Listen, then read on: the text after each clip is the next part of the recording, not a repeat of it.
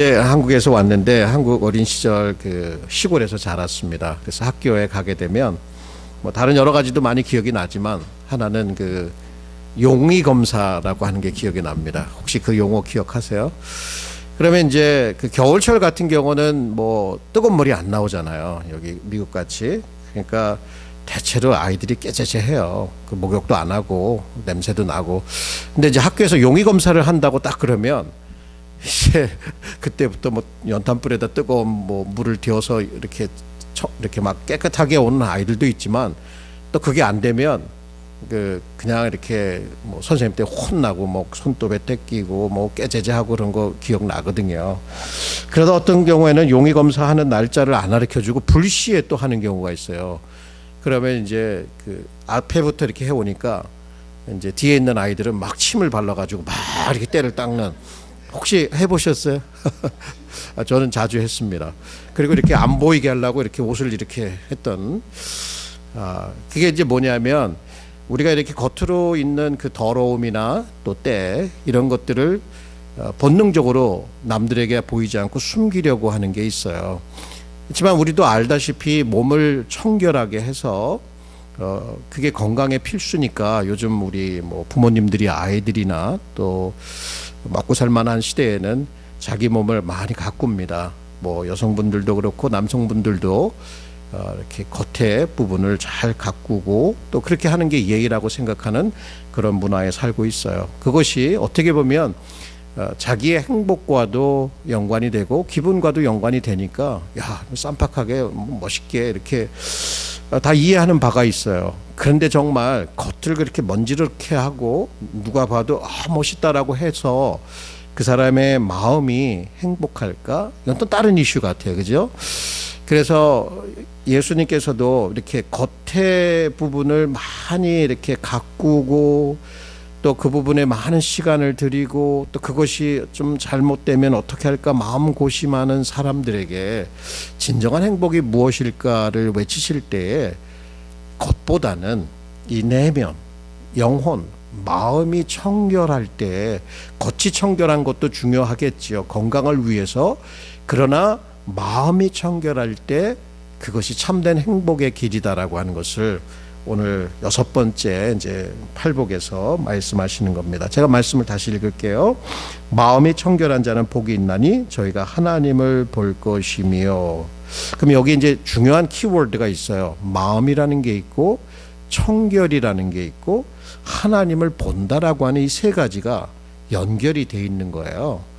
그러면 우리의 행복과 마음의 청결은 어떤 관계일까 이제 궁금해지지 않습니까?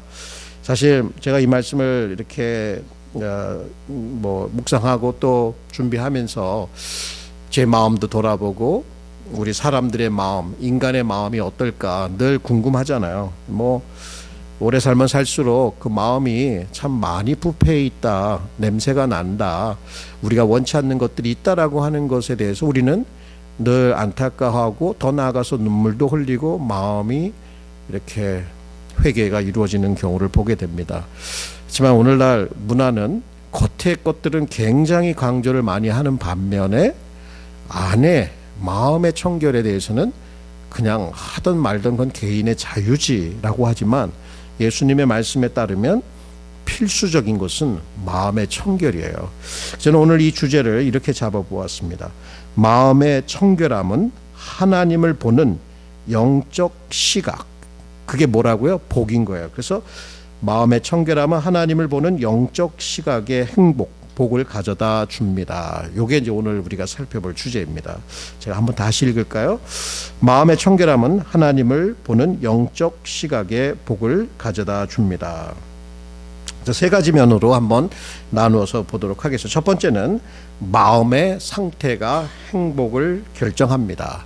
그러니까 몸을 아무리 깨끗하게 하고 몸을 가장 좋은 곳으로 더덕더덕 갖다 붙이고 금덩어리를 목에다 걸고 다녀도 사람들이 저 사람 되게 부자다, 멋있다, 이게 진정한 행복이 아니라고 하는 거죠. 해보셨던 분들은 경험적으로 더 알 거예요. 정말 마음의 그 어떤 상태에 있느냐, 그러니까 마음의 상태가 그 사람의 인격과 그 사람의 삶의 행로를 결정한다라고 하는 거, 그렇게 어려운 개념은 아닌 거예요. 그러면 마음이라는 게 어떤 것인가를 이해해 볼 필요가 있잖아요, 여러분.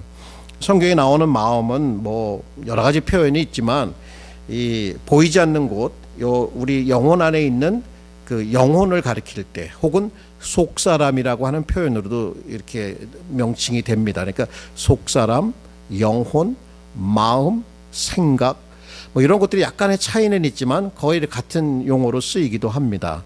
그럼 마음에서 행해지는 기능들은 무엇일까? 여러분, 마음에서 대표적으로 하는 기능들은 생각하죠. 그러면 생각한 것을 따라서 감정이 달라지니까 느껴지죠. 그리고 생각과 감정의 활동에 따라서 내가 어떤 결정을 내리면 의지의 활동이 이루어지는 거예요. 그래서 지정이라고 그러는 게 지적인 활동도 있고 감정적인 활동, 정서적인 활동도 있고 의지적인 활동, 이 세 가지가 어떻게 해요? 우리의 삶을 움직여가는 거예요. 그러니까 느낌에 따라서 행동하는 사람들이 있고, 또 어떤 느낌과는 다르게 자기의 의지가 강해서 의지적으로 행동하는 사람들도 있고, 그러나 성향은 조금씩 다를 수 있지만 모든 사람의 마음에는 이 세 가지 활동이 분명하게 일어나고 있고, 이것이 마음이라는 곳에 일어나기 때문에 이제 신학자들은 이거를 the seat of one's being 이런 말을 써요. 그러니까 한 사람의 존재의 중심, 그것을 컨트롤하는 박스와 같다. 여러분, 이렇게 이해하시면 마음이, 아, 그렇구나, 내 안에 있는 나의 인격, 나의 행동, 내가 하고 있는 모든 활동이 어디로부터 나오냐면 이 마음에서 비롯된다라고 하는 것이죠. 그러니까 여러분, 잠언서 좋아하시는 말씀 있잖아요. 뭐 무릇 지킬 만한 것보다 내 마음을 지키라, 생명의 근원이 위에서 남이라, 이런 말이 있죠. 그러니까 뭐예요? 여기서 말씀하는 건 예수님도 이것을 아셨기 때문에 결국 한 사람의 인생, 한 사람의 인격, 한 사람의 어떤 운명, 혹은 한 사람의 행복을 결정하는 것은 밖에서 뭔가를 고쳐서 하는 것이 아니라 이 마음의 상태가 어떠한 상태에 있는지가 중요하다는 거예요. 이런 것들을 알았던 이제 청교도들은, 특별히 토마스 맨튼이라고 하시는 분은 이런 말을 하는 거예요. 마음에 먼저 있는 것이 아니면 삶에 있는 것은 없다. 그러니까 항상 마음에서 있던 것이 밖으로 표현이 될 수밖에 없다는 거예요. 예수님도 이런 말씀을 하셔요. 마음에서 나오는 것은, 이제 마음이 이제 겉에서 이렇게 더러운 것이 더러운 게 아니라, 때가 이렇게 묻은 게 아니라, 마음에서 나오는 것이 어떤 것이냐면 뭐 악한 생각, 살인, 간음, 음란, 도적질, 거짓 증거, 해방이니 이런 것들이 사람을 더럽게 하는 것이요, 씻지 않는 손으로 먹는 것은 사람을 더럽게 하지 못한다. 그러니까 결국 이 부패한 마음, 이렇게 사람의 마음이 부패해 있기 때문에 부패한 것으로부터 온갖 죄가 나오게 된다는 걸 얘기를 해요.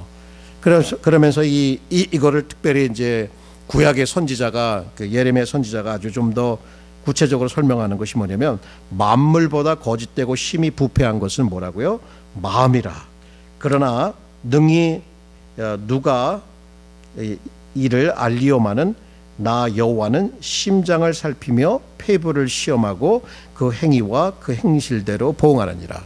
그러니까 하나님이 보시는 것은 저희들의 외모가 아니에요.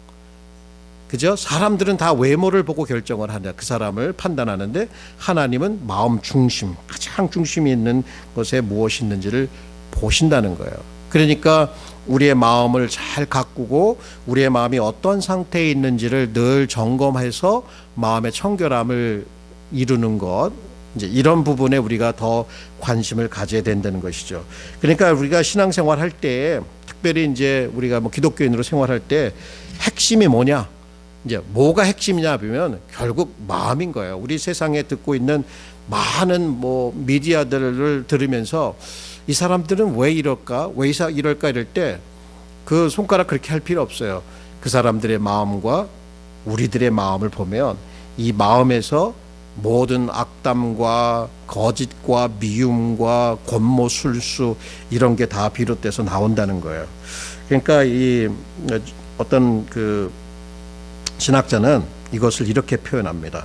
인간 문제의 핵심. 자, 인간 문제의 핵심은 인간 마음의 문제였습니다. 삶의 가장 핵심에 진짜 문제가 있고 진짜 해결책을 찾아야 하는 것은 바로 그곳입니다. 그러니까 문제가 우리가 당하는 모든 문제의 핵심은 바로 마음에 있고 해결점은 바로 이 마음에서 찾아야 된다는 것을 이렇게 얘기를 해주고 있습니다. 대표적으로 신약에서 나오는 여러 그룹들이 있는데 바리새인과 사두개인들이 있었어요. 근데 예수님은 그들을 굉장히 그러니까 그들의 그 죄 중에 외식이라고 하는 위선이라고 하는 부분을 이렇게 지적을 많이 하셨거든요. 그것은 뭐냐면 겉은 깨끗하게 하는 거예요. 어디 나갔다 오면 손도 깨끗하게 씻어요. 그렇게 청결하게 했지만 결국 그 마음을 깨끗하게 하지 못했기 때문에 그들을 향해서 이렇게 말씀하시는 거예요. 잔과 대접의 겉은 깨끗하게 하고 그 안에는 탐욕과 방탕이 가득하도다, 이런 말을 해요. 여러분의 마음의 상태는 어떤지 모르겠어요. 여러분도 마음의 상태를 쭉 보면 왜 내 마음에 이런 게 있지? 이런 궁금함을 가져본 적 있지 않으세요? 그럼 우리는 all the way back, 왜 이런 마음이 나에게 주어졌을까? 아담과 하와의 스토리로 가서 그 타락함을 보고 그 타락함이 우리의 마음에 어떤 결과를 가져왔는지를 보면 우리 마음에 일어나고 있는 이런 현상들, 어떤 제약된 어떤 생각, 감정, 행동들이 바로 이러한 것을 이해하는 기초가 될 수가 있을 것입니다.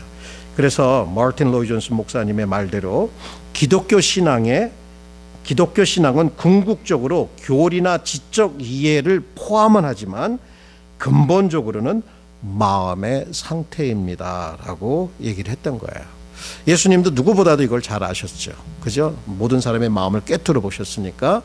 그러면서 행복을 추구하고 있는 많은 굶주려 있는 사람들에게, 외로운 사람들에게, 죄 가운데 살아가는 사람들에게 진정 마음의 청결함이 행복이다라고 하는 것을 전파하셨던 거예요. 자, 그러면 이제 마음의 상태가 결국 뭐라고요? 우리의 삶을 결정하는 요소가 된다. 이제 결국 이 행복을 결정하는 것은 마음의 상태다라는 걸 찾아봤다면, 그 다음 이제 두 번째는 청결의 문제를 한번 살펴보겠습니다. 어떤 마음이 행복할까?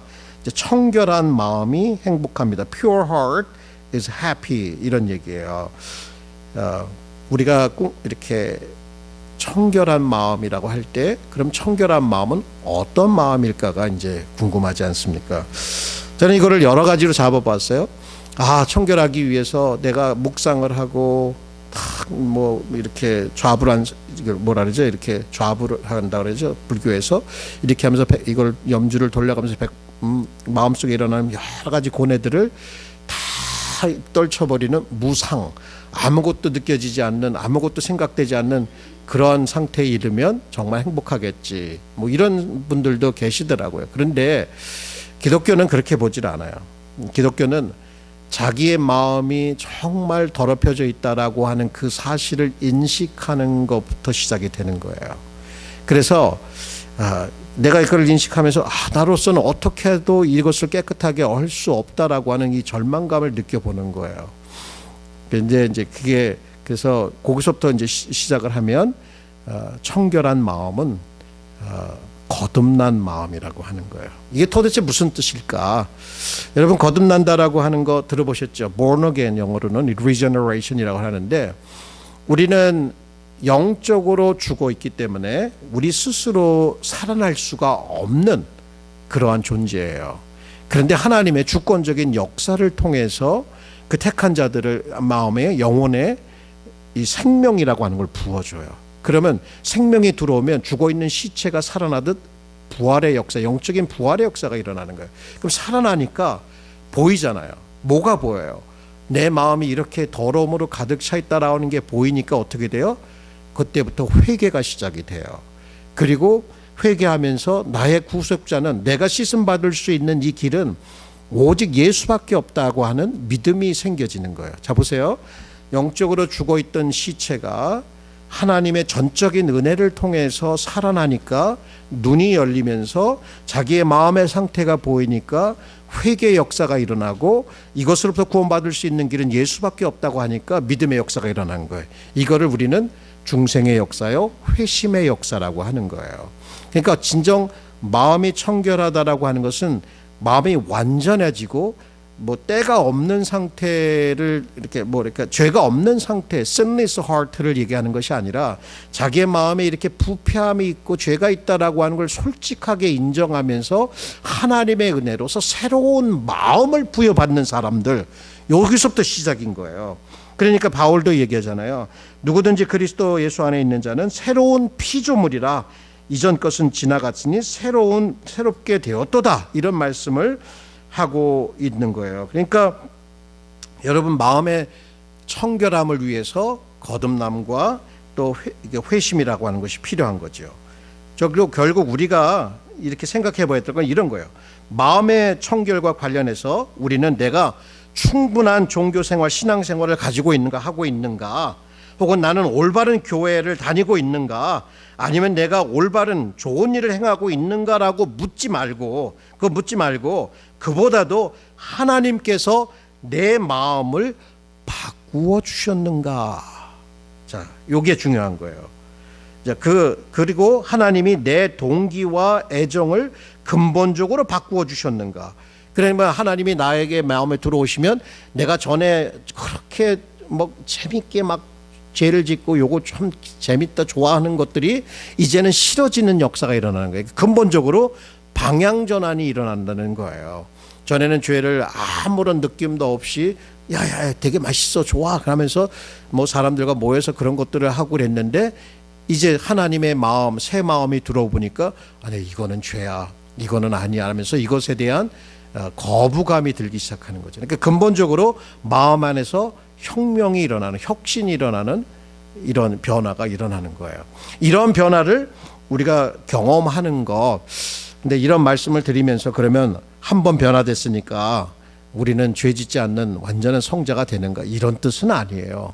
그러나 근본적으로 이런 마음에서 방향 전환이 일어나고 그 마음에서부터 시작해서 매일같이 서서히 성화의 과정을 지나간다라고 우리가 볼 수 있는 거예요. 그것을 알고 있는 사람들의 그 마음, 그래서 그 안에 그리스도를 닮아가고 그리스도의 생각을 품고 그리스도의 감정을 품어가면서 마음이 점점 더 죄의 때를 벗어가는 그 사람의 마음, 그죠? sinless heart는 아니에요. sinless heart는 아니지만 성화의 과정 속에 있는 이 성도들의 마음을 pure heart, 이렇게 하나님께서. 그런데 이제 이 마음이 이제 성경에 쭉 이런 마음을 공부하다 보면 청결한 마음이, 자 보세요, 처음에는 거듭난 마음이라 그랬고 그 다음에 회심한 마음이라 그랬고, 그렇게 되면서 어떻게 돼요? 여기서는 이제 나뉘어진 마음이 아니라 undivided, single-minded heart라는 말을 써요. 이 얘기는 뭐냐면 마음이 깨끗하다는 것은 거기에 이물질, 순수한 동기가 아닌 나 자신을 높이고자 하는 내 자신의 종교성과 거룩함을 남들에게 보여주고 인정받고자 하는 그런 때들이 안 묻어 있는 순수한 동기에서 시작되는 이런 마음, undivided heart, 그러니까 pure heart, 이물질이 들어가지 않은 그 상태를 청결한 마음이라고 합니다. 아까도 말씀드렸듯이 종교적인 위선은 우리 안에 있어요, 여러분. 그거를 뭐 남들 탓하고 내로남불할 거 없어요. 우리도 종교적인 위선을 늘 함께 싸워야 되는 거예요. 그러니까 이 신학자들이 이제 이 이렇게 뉴 테스트먼트 신학 성경을 연구하면서 예수님이 그렇게도 미워했던 죄가 있어요. 그게 바로 위선. 옛날 말로는 그 외식이라고 그랬고 요즘 성경들은 위선이라고 번역을 했는데, 그 위선이 어떤 것인가를 여기 신학학자인 분이 이렇게 얘기를 해요. 자, 한번 들어보세요. 위선은 가증한 것입니다. 몸의 암이 치명적인 것 같이 위선은 교회의 그런 존재입니다. 위선은 죽음의 사자와 같습니다. 불행하게도 위선은 중독성이 강합니다. 예수께서 위선자들을 가장 심한 말로 정죄하였는데 우리는 여전히 진리와 진실보다는 위선적인 삶의 스타일을 선호하는 것처럼 보입니다. 네, 여러분, 제가 자꾸 내로남불 얘기를 하는데 저도 이렇게 살아보니까 대충 사람들이 이렇게 보이면 이 사람이 하고 있는 말, 행동이 다는 아니지만 어떨 때는 이건 진짜 위선 같다라고 느껴질 때가 있어요. 아마 여러분들의 마음에도 그게 보일 거예요. 뭐 목회자들을 보면서도 그렇고 성도들을 보면서 특히 교회 안에서 세상 사람들은 조금 우리보다 솔직하게 대할 때가 있는데 우리는 어쨌든 그런 것들을 감추려고 하는 경향이 있어요. 그래서 교회에 오면 교회에서는 이런 말과 이런 행동을 해야 돼. 이런 표정을 가지고 있어야 돼. 그렇게 안 하면 이상하게 보니까, 그렇게 안 하면 막 죄인 취급을 받을 수도 있으니까 그걸 자꾸 가리는 경향이 있는데, pure heart는 어떤 거라고요? 이런 게 자꾸 가미되지 않은, 그러니까 제일 쉽게 얘기하면 안과 박이 같은 사람. 혹시 이런 사람이세요, 여러분? 저는 그러려고 노력은 합니다. 근데 그럴 때도 있고 안 그럴 때도 있어요, 사실. 참 어려워요. 하나님의 은혜를 늘 구하고 있는데 이런 마음을 가진 사람이 참으로 행복하다는 거예요. 감출 게 없어요. 그냥 있는 모습 그대로 보여준다. 근데 제가 이런 말을 하니까 어떤 분들이 있는 모습을 그대로 한다면서 있는 모습이 너무 추한 모습이야. 그래갖고 그걸 자랑하듯이만, 나는 뭐 원래 떳떳해. 그 죄를 자랑하려는 얘기는 아니지요. 그런데 마음에 예수님의 마음을 품어서 그런 것들이 너무 자연스럽게 밖으로도 표출될 수 있다면 더 좋은 거지만, 우리가 있는 모습 나는 뭐 거짓말 못해 하면서 이렇게 아침에 이제 딱 봤는데, 야, 너는 오늘 모습이 이렇게 깨재재하냐? 이렇게 너무 솔직하게 얘기를 해서, 그거 좀 화장 좀 하지 그래. 좀 가리지 그래. 얼굴 때 좀 가리지 그래. 이렇게 말하는 분들 혹시 있나요? 남편들이 그렇게 하시는 분들은 없죠. 그게 솔직하다고, 나는 원래 솔직해, 이렇게 뭐 거짓말 못해 하면서 그냥 팍팍 지적하는 분들이 있어요. 근데 그거는 pure heart라기보다는 무례함이겠죠. 그죠? 근데 이걸 잘못 적용해 가지고 나는 앙카 박이 같아 하면서 그렇게 막말하시는 분들도 대중에 있어요. 여러분 보셨죠, 그런 분들. 그러니까 pure heart라고 하는 것은 정말 예수님의 마음처럼 그렇게 우리가 그걸 품고 그런 삶을 이렇게 심쓰는 거죠. 그래서 다윗의 기도처럼, 하나님이여 내 속에 정한 마음을 창조하시고 내 안에 정직한 영을 새롭게 하소서라고 기도했던 것을 우리가 좀 생각해 볼 필요가 있습니다. 자, 그다음 세 번째, 이제 그렇다면 여기 예수님께서 말씀하신 건, 이제 첫 번째는 마음의 상태가 행복을 결정한다. 그러면 마음의 상태, 어떤 상태? 깨끗한 청결한 마음이다. 청결한 마음은 하나님의 은혜로 거듭나고 회심한 마음이고, 마음에 자기의 부패함을 깨닫고 그것을 하나님의 은혜 보좌 앞에 내어놓고 기도하면서 나뉘지 않는 이질적인 것들, 이질적인 동기들이 들어가지 않은 순수한 마음, 이런 것이다. 자, 그러면 이제 그것이 주는 복은 무엇일까? 자, 마음의 청결은 하나님의 임재를 누리게 합니다. 이게 도대체 무엇일까? 자, 본다라고 하는 거 보세요. 제가 여러분 얼굴을 보고 있어요. 눈을 감고 있으면 아무것도 안 보여요. 이 본다라고 하는 것은 어떻게 보면 하나님의 기프트예요. 근데 사람은 눈으로도 보지만, 이렇게 외형적으로도 보지만, 결국 이 영적인 문제에 있어서는 마음으로 보게 돼요, 여러분. 마음에. 그러니까 요즘은 이런 말들 많이 하지. 미디어에서 자기가 보고 싶은 것만 보고 듣고 싶은 것만 듣고 이해하고 싶은 대로만 이해한다는 거예요. 이게 뭐냐면 마음의 문제예요. 마음에서 자기가 보는 어떤 관점들을 결정을 하게 되는 거예요. 그럼 그 관점이 들어오면 그 관점에서만 세상에 일어나는 모든 사건들을 해석하는 거예요. 그러니까 이 완전한 이 seeing, 본다라고 하는 것은 우리에게 있을 수는 없는 것 같아요. 그러나 기본적인 활동들은 보는 것을 통해서 이루어지기 때문에 우리가 걷고 또 보면서 판단하고 이것이 무엇일지를 관찰하고 이런 건 다 보는 걸 통해서 오잖아요.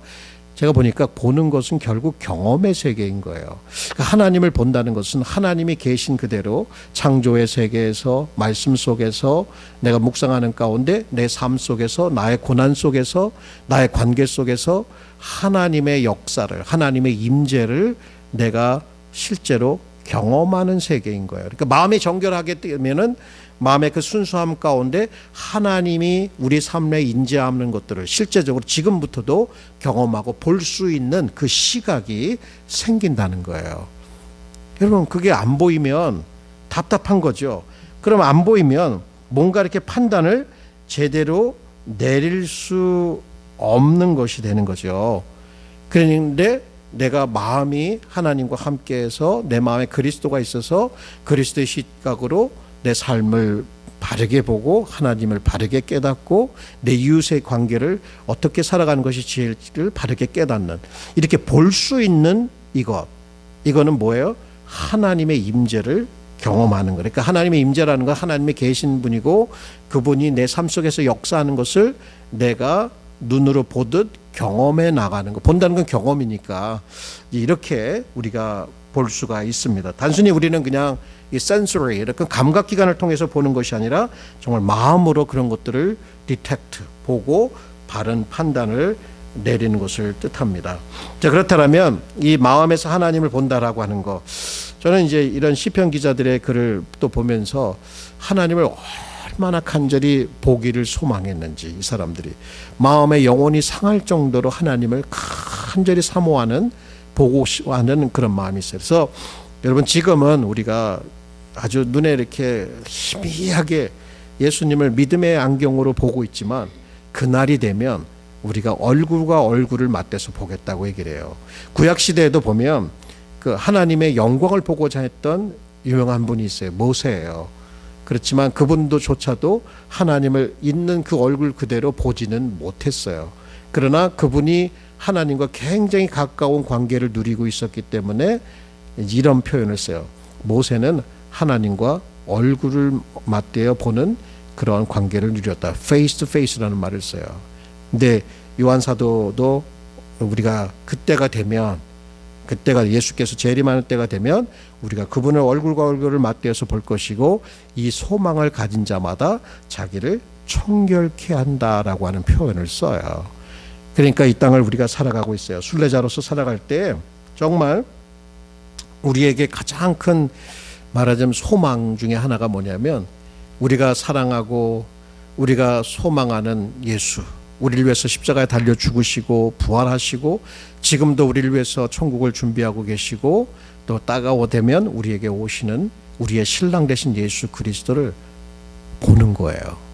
궁금하지 않으세요? 여러분, 어떻게 그분이 어떤 모양일까요? 한 번도 보지는 못했어요. 저는 또 뭐 아직은 못 봤어요. 그러나 그날이 되면 보고 싶기 때문에 이런 것들을 여기 이제 이 말씀에 비추어 보면 지금은 우리가 희미하게 그분을 경험하고 있지만 그때가 되면 보게 될 것이다. 이제 이거를 토마스 왓슨, 청교도예요. 이분은 또 이런 말로다가 표현을 합니다. 한번 들어보세요. 성도들의 머리는 지식으로 충만할 것이며 그들의 마음은 기쁨으로 충만하여 더 이상 부족할 것이 없니. 그때가 되면, 예수님 재림할 때 되면 부족할 것이 없을 것입니다. 우리는 결코 하나님을 보는 일에 지치지 않을 것입니다. 왜냐하면 하나님은 본질상 무한하시기에 매 순간 하나님으로부터 새롭고 신선한 희열이 솟구쳐 나와 영화롭게 된 성도들의 영혼에 흘러 들어갈 것입니다. 성도들이 하나님을 바라보면 볼수록 더 갈망과 환희로 황홀함에 사로잡히게 될 것입니다. 이 옛날 그 기억나세요? 명절 때에 그 극장에 가면 사람들이 많이 몰리잖아요. 저도 형들 누나들 따라갔던 기억이 있어요. 그러니까 조그만데 사람들이 다 서서 보는데 안 보여. 너무 궁금한 거라고 삐짓고 해갖고 이렇게 해갖고 조금씩 봤던 그런 기억이 있는데, 어떻게 보면 우리의 경험이 산발적이고 예수님에 대한 어떤 임재 체험이라는 거 또 보고 싶지만 잘 안 보일 수 있어요. 또 우리 죄 때문에 눈이 가려지기도 하고, 그러나 우리가 천국에 갔을 때는 여기 말하면 성도들이 하나님을 보면 볼수록, 그분을 있는 그대로 보면 볼수록 더 큰 갈망과 환희와 황홀함에 사로잡히게 될 것이다. 그 보는 기쁨이 어떨 것인지, 감격이 어떨 것인지에 대해서 우리에게 얘기를 해줍니다. 제가 이제 우리 아내가 임신했을 때 어렵게 아이를 갖게 됐고, 아이가 태어날 때 그 처음 보는 거죠. 이렇게 불러요. 오라고. 아이를 딱 봤어요. 어땠을 것 같아요, 여러분? 아, 왜 이렇게 못생겼지? 새까맣고, 그리고 우리 아버지 얼굴이 보여. 그래서 되게 이상하다 그랬는데 너무 사랑스러운 거예요. 그러니까 생긴 그대로는 그랬지만 so lovely, 이런 표현. 그래서 그 처음 봤을 때, 아들을 봤을 때 그 감정, 근데 혹시 이제 예수님을 보았을 때, 처음 보았을 때 그 솟구쳐 오르는 그 감동과 황홀함이 어떨 것인가? 저는 이제 요거를 여러분에게 이제 한번 생각해 보고, 이런 때를 이제 고난을 지나가면서 또 시험을 지나가면서 그때를 이렇게 한번 상상해 보면 이런 것들도 어렵지만 지나갈 수 있는 그런 믿음의 여유를 지닐 수 있지 않을까.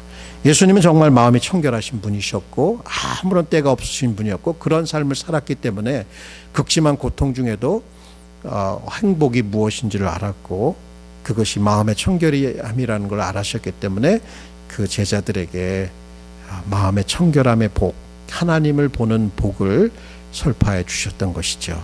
말씀하시죠. 마음이 청결한 자는 복이 있나니 저희가 하나님을 볼 것이며.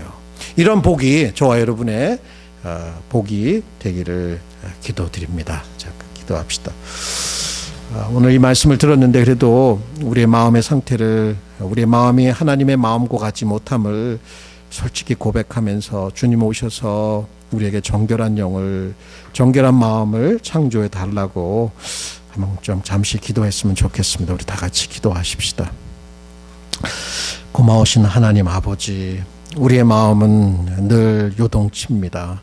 세상에 더러운 것들이 물밀듯 몰려 들어옵니다. 그것을 멈출 수 있는 힘이 없어서 정말 좌절할 때도 많습니다. 하나님 앞에 우리의 더러움과 누추함과 이런 모든 것들을 고백하오니 주님이시여 주님의 거룩한 성령과 말씀으로 우리 영혼 안에 역사하여 주셔서 그런 것들을 싹 쓸어봐 주시고 하나님의 의가, 하나님의 거룩함이, 하나님의 청결함이 우리의 마음을 가득 채울 수 있도록 도와주옵소서. 미움 대신에 사랑이 가득하게 하시고 싸움 대신에 거기에 화평이 있을 수 있도록 도와주옵소서. 그래서 아버지 하나님, 이 마음으로 하나님을 느끼고 하나님을 경험함을 통해서 삶의 행복이 무엇인지를 작게나마 크게나마 경험하며 살아갈 수 있도록 우리뿐만 아니라 우리 모든 성도들을 축복하여 주시옵소서. 오 거룩하신 성령이시여, 이 시간에 역사해 주옵시고 우리의 마음과 영혼을 살피시사 그곳에 마땅히 있어야 할 우리 주 예수 그리스도가 있으시며 그분의 말씀과 성령이 우리를 다스리게 하여 주옵소서. 아버지 하나님, 우리가 우리 스스로 우리의 마음을 컨트롤할 수 없사오니 오 거룩하신 성령이시여, 당신의 영을 통해서 우리의 마음을 다스려 주시옵시고 정결한 마음의 소유자로서 행복한 자로서 세상을 살아갈 수 있도록 저희들을 축복하여 주시옵소서. 감사합니다.